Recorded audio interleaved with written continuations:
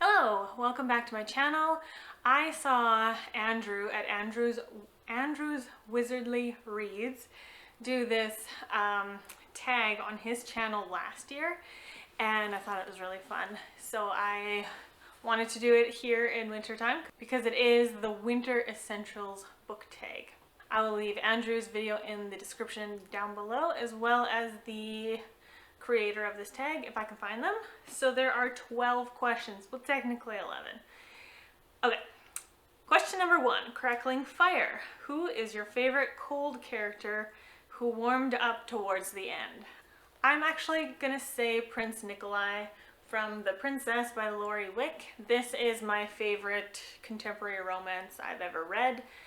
Contemporary romance is not my genre, but this one was a favorite when I was young, and it's held true till now.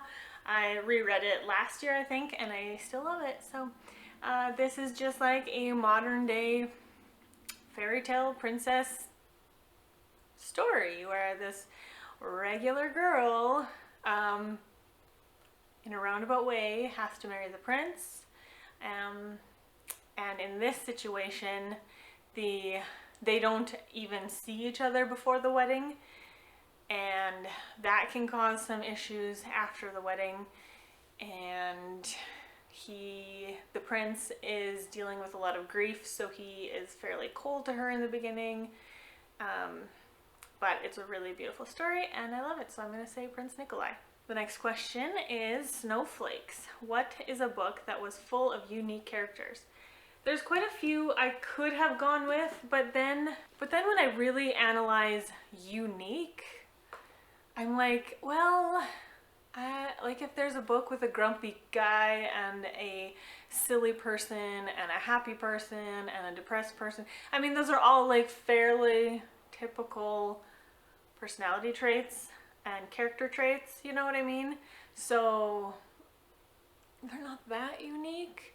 So the way I approached this was Alice in Wonderland, or Alice's Adventures in Wonderland. I really want to get a better copy of this book because I really think it's really nonsense and weird and fun. And all of the characters are really unique. Like, some are animals, some are people who do not have a clue what's going on. Yeah, if you have never read Alice's Adventures in Wonderland, you definitely should. It is full of crazy and what in the world am I reading? And it's a fun time. Question number 3, gingerbread family. Which fictional family would you want to be a part of? I actually found this one to be quite hard, but I decided to go with the King family in the Dreamhouse Kings series. This is just book 1. The reason why I selected the King family, okay, so this is a science fiction middle grade, upper middle grade series where this family moves into this really old house and they discover there's like a time portal in the house and they can travel through this portal to different times. 2 reasons I selected this family was because A, they found a house with a time portal in it. Hello, that sounds really interesting and fun and scary and all the things.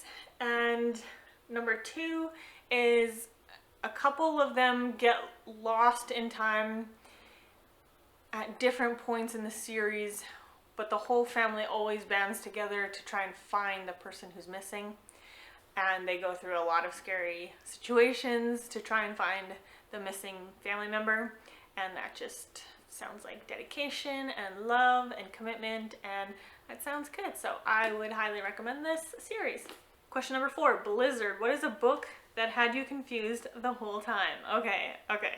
So I just finished buddy reading this with Chrissy, The 7 Deaths of Evelyn Hardcastle, or The 7.5 Deaths of Evelyn Hardcastle for Americans. I'm going to say my first time reading this, I was so lost, but also intrigued. It was a really interesting combination of feelings. I love this book. Yes, this is a story of Evelyn Hardcastle. Her family is putting on a an event, a party, and we know as the reader that Evelyn Hardcastle will die by the end of the day. Now, the story is told through the perspective of someone. We don't know who he is or she is or we are. They are in the bodies of numerous different people attending this party, and their task is to find out who killed Evelyn Hardcastle. So, yeah, even explaining this book is confusing. It's hard to, I don't know. But I do recommend this one. Do I recommend this one?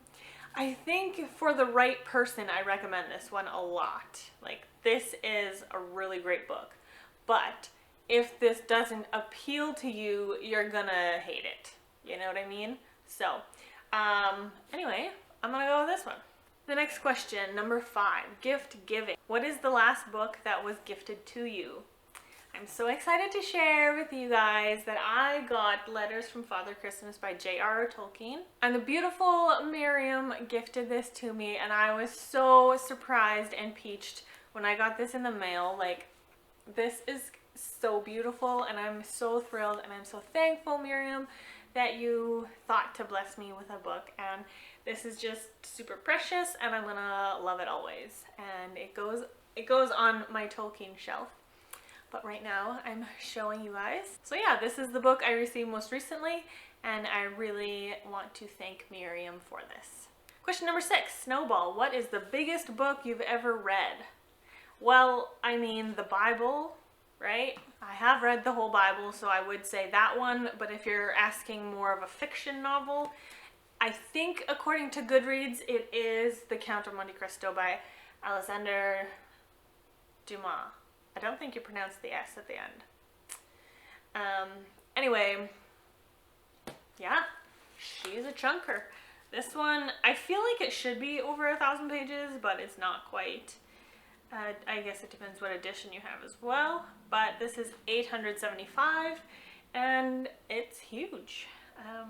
Yeah, that's the biggest one. Question number 7, wrapping paper. What is your most beat up book?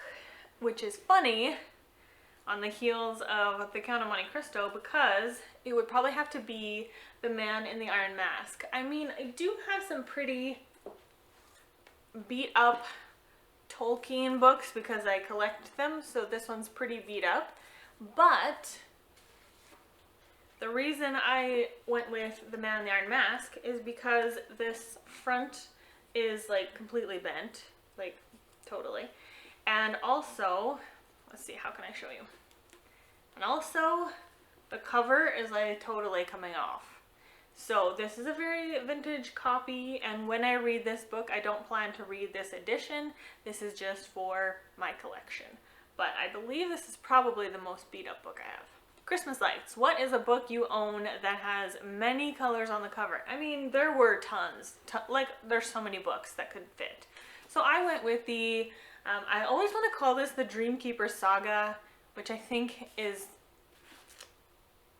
cover design issues, because the actual title is The Dragon and the Stone.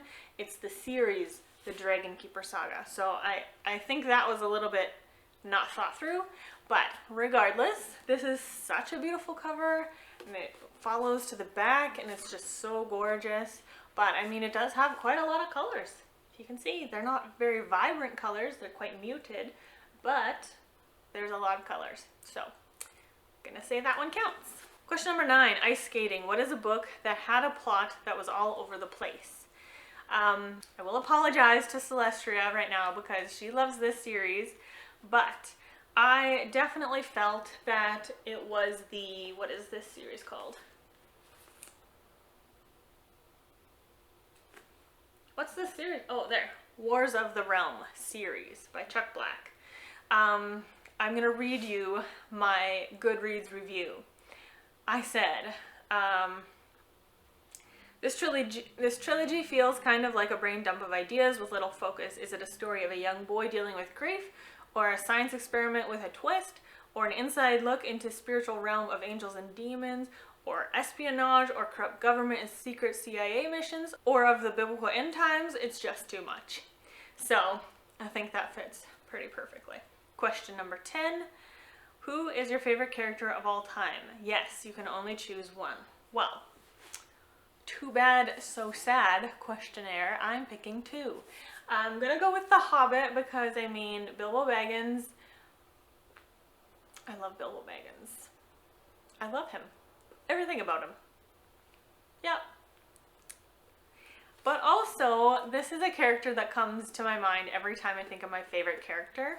And it's really funny. And I can't even really tell you why he's my favorite or why it's weird that he's my favorite unless you've read the books. So, it would be, this is an Alice in Wonderland retelling trilogy. And it would have to be Alice's brother, Charles. He's one of my favorite characters ever.